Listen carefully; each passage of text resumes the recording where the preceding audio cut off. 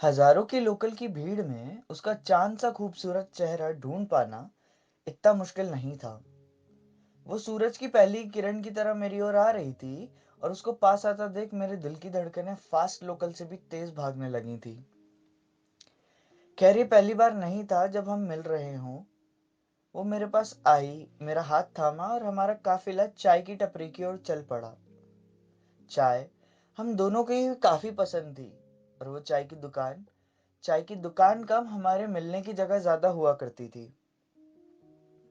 हम इतने सालों से वहां मिल रहे थे कि भैया को भी पता था कि हम इलायची वाली कड़क चाय पीते हैं।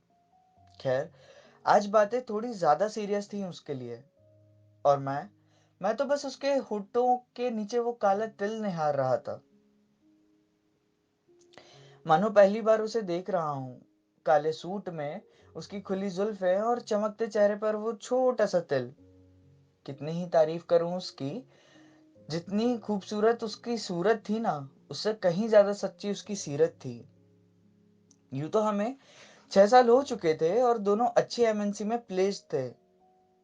सैलरी भी दोनों की इतनी थी कि जिंदगी काटनी ना पड़े। हम जिंदगी जी रहे थे। मैं उसको देखने में इतना खो गया था कि वो क्या बोल गई मुझे कुछ सुना ही नहीं दिया। ये पहली बार था जब मेरी चाय तक ठंडी हो गई थी। आंखों के सामने जब उसके मुलायम हाथों ने चुटकी बजाई तब जाके कहीं मेरा ध्यान टूटा। मिलना ही नहीं था तो बता देते।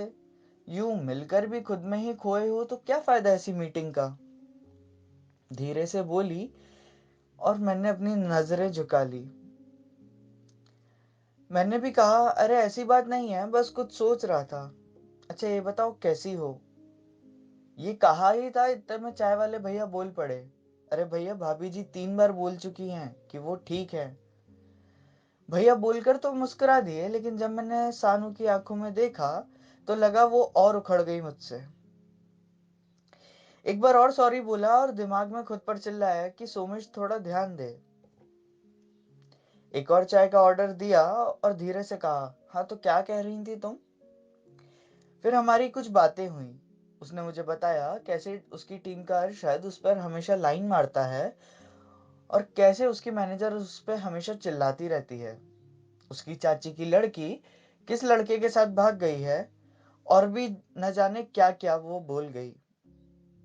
मैं तो बस उसको सुनता गया और उसकी हाँ में हाँ मिलाता गया। जो करने के लिए हम मिले थे, शायद उसकी बात और उस बात की शुरुआत कोई करना ही नहीं चाहता था। चाय के 2 राउंड हो चुके थे और अब पे करने की बारी थी। मैं पे करने के लिए उठा तो भैया ने बोल दिया कि भैया आज की सारी चाय मेरी तरफ से।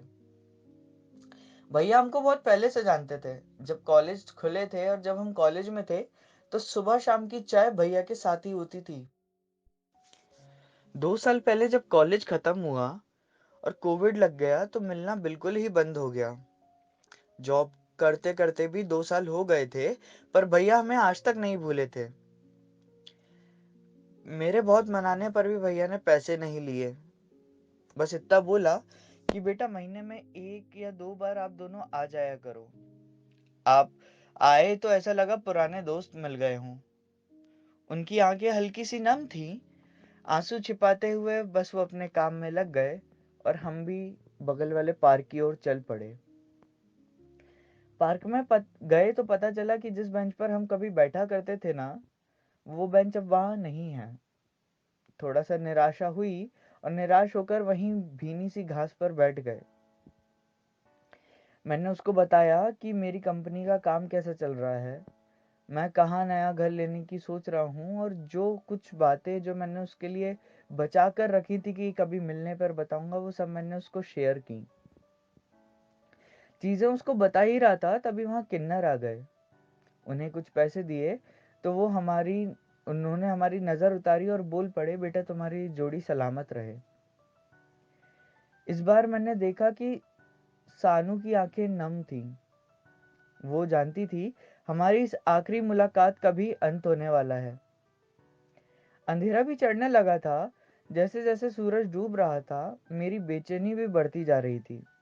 शायद मेरे दिल को पता था कि उसको घर जाना पड़ेगा, पर ये दिल है कि मानता नहीं। सानू, सानू मतलब सानिया, सानिया अंसारी, मेरी कॉलेज की क्लासमेट, जिससे मैं 6 साल पहले प्यार करता था और जो आज भी मेरी मोहब्बत है। जिसने मेरा हमेशा साथ दिया, पढ़ाई भी डांट कर करवाई और प्यार से साथ देकर गम भी कभी फील नहीं होने दिया। दोनों साथ में प्लेसमेंट्स में बैठे थे, दोनों साथ में प्लेस भी हुए, पर अलग अलग कंपनीज में। फिर भी 2 साल कोविड के बिना मिले हमने साथ में बिता दिए, पर शायद अब हमारा अलग होना जरूरी था। ऐसा नहीं है कि घर वालों को मनाने की किसी ने कोशिश नहीं की। हमने पूरी कोशिश की थी और पूरी जान जान झोंक दी थी पढ़ाई में। सोचा था अगर साथ में प्लेस हुए तो शायद कुछ चांसेस रहेंगे, पर शायद हमारे प्यार से ज्यादा, हमारी खुशी से ज्यादा, हमारी सोसाइटी को रिलीजन और कास्ट मैटर करती थी। खैर, इसका आप और मैं मिलकर भी क्या ही कर सकते हैं। तो हमने भी अपने पेरेंट्स को धोखा नहीं दिया। कोशिश पूरी की, पर जब कोई नहीं माना तो सब खत्म करने के लिए आज हम आखिरी बार मिले थे। और वैसे ये सच में आखिरी बार होने वाला था, क्योंकि बस हफ्ते भर बाद मेरी मोहब्बत किसी और के घर की इज्जत बनने वाली थी। नहीं, वो शादी से दुखी नहीं थी। वो इस बात से ज्यादा परेशान थी कि कितनों को सिर्फ कास्ट और रिलीजन के कारण दूर होना पड़ेगा। जिसके साथ मैंने अपनी जिंदगी के 6 साल बिताए हों, जिसको मैंने अपनी जिंदगी का सारा सच बताया हो, अब वो हमेशा मेरे से दूर जा रही थी। अंधेरा होने वाला था, उसको भी घर भेजना जरूरी था। घर वापस जाने को बोला तो उसने हक किया मुझे और रोने लगी।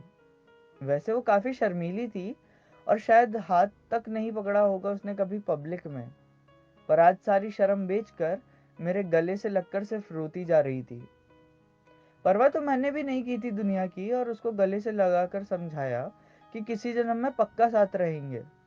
इस जन्म में अपने धर्म अलग हो गए हैं, किसी अगले जन्म में पक्का साथ रहकर स्टेटस, कास्ट, रिलीजन की बातों को नजरअंदाज करके पक्का साथ रहेंगे। पर वो बस रोती रही। उसके मोटे मोटे आंसुओं ने मेरी शर्ट को पूरी तरह से भिगा दिया था। पर उठना भी जरूरी था अब। रेलवे स्टेशन तक, रास्ते में उसने मेरा हाथ थामे रखा।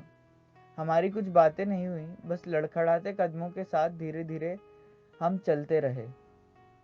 मैं भी चुप था। अंदर की बेचैनी अपने चेहरे पर आने नहीं देना चाहता था। सब बोलते हैं ना, लड़के रो नहीं सकते, तो सबकी बातों को सच बना रहा था।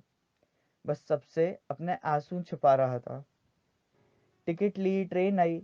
हमारे स्टॉप सेम रूट पर हुआ करते थे। पहले उसका पड़ता था और थोड़ा आगे जाकर मेरा। ट्रेन में चढ़े तो भीड़ होने के कारण वो मुझसे लिपट कर ही खड़ी हुई। मेरी बेचैनी भी अलग लेवल पर थी। ट्रेन चलना स्टार्ट हुआ तो लगा मानो कोई ट्रेन की चेन खींच दे, यह वक्त यहीं रुक जाए, बस घर ना आए हमारा। आधे सफर में मेरे आंसुओं ने उसकी पलकों को भी भिगाया। आधे सफर में मेरे आंसुओं ने उसकी पलकों को भी भिगाया। रोकने की कोशिश की तो दर्द इतना था कि बह ही गया। उसका स्टेशन आया, वो उतरी। हाथ जब छूटा ना तो मानो मेरी मौत सामने आ गई हो। बस दिक्कत ये थी कि मौत सामने जरूर थी, पर मुझे गले नहीं लगा रही थी। ट्रेन से जितना हो सका झांक झांक कर देखा, वो भी मुझे देखने की कोशिश करती रही। उसको आखिरी बार मैंने प्लेटफॉर्म पे बस रोते देखा। धीरे धीरे ट्रेन चलना शुरू हुई और मेरी जान पीछे छूटती गई। जितना हो सका मैंने ट्रेन से झांक कर उसको देखने की कोशिश की। जब प्लेटफॉर्म खत्म हुआ तो मेरी हिम्मत भी खत्म हो गई। मैं ट्रेन के फर्श पर ही गिर गया। वहां कुछ लोगों ने उठाया जो ये सब देख रहे थे। शक्लें तो मुझे खैर किसी की भी याद नहीं, आंसू ही इतने भरे थे मेरी आंखों में। खैर, कैसे ही जिंदा रहा उसके जाने के बाद, ये सब सहने के बाद, मुझे खुद नहीं पता। अब इस बात को 2 साल हो गए हैं। थोड़ा संभल तो जरूर गया हूं, पर कभी कभी उसकी यादें बहुत ज्यादा आ जाती हैं। सब बुरे सपने की तरह आंखों के सामने आने लगता है। मैंने तो अभी तक शादी नहीं की, पर खबर मिली है कि सानिया की एक बेटी है। सानिया अब मुंबई में नहीं, उसका पूरा परिवार अब दुबई शिफ्ट हो गया है।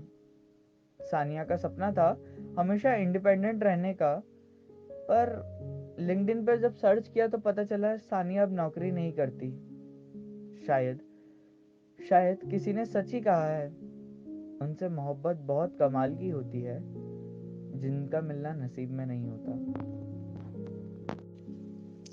हे guys, thank you for listening till end. अगर आपको स्टोरी थोड़ी सी भी पसंद आई हो तो प्लीज़ वीडियो को लाइक करना, चैनल को सब्सक्राइब करना, दोस्तों को भी शेयर कर सकते हो यार। कमेंट में अपना प्यार दिखाना और बताना आपको स्टोरी कैसी लगी।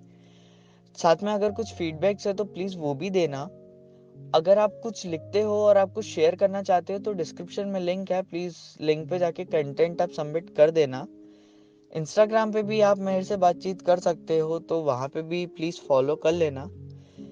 साथ में और बहुत सारा कंटेंट प्लान्ड है, तो सब्सक्राइब बटन दबा के नोटिफिकेशन बेल आइकन पे नोटिफिकेशन ऑल पे रखना, ताकि जब भी कुछ नया अपलोड करें सबसे पहले आपको सुनाऊं।